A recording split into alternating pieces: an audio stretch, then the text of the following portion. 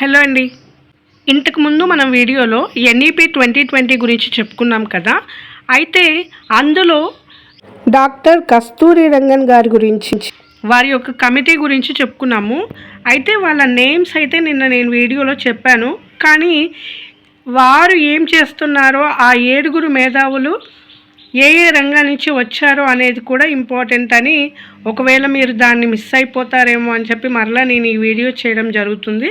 So అందరూ కూడా వీరి యొక్క నేమ్స్ అండ్ వారి రంగాల గురించి కూడా గుర్తుంచుకోవాల్సిన అవసరం ఉంది.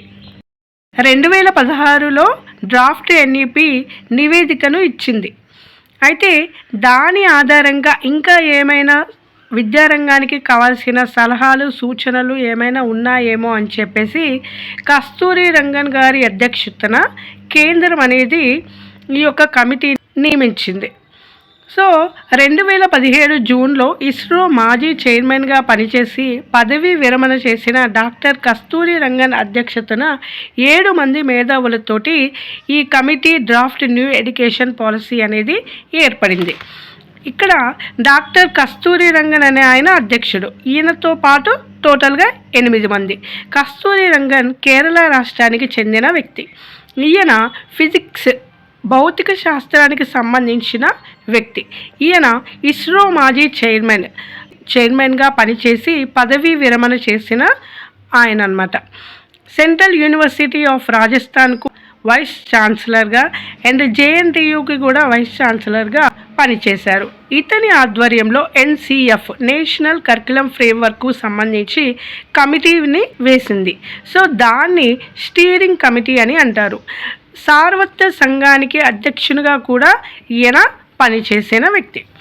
సో అందులో ఉన్న సభ్యులు వసుధా కామత్, బొంబాయిలో ఉన్న ఎస్ఎన్డిఐ యూనివర్సిటీ ఆఫ్ ఉమెన్స్ మాజీ వీసీగా పనిచేశారు.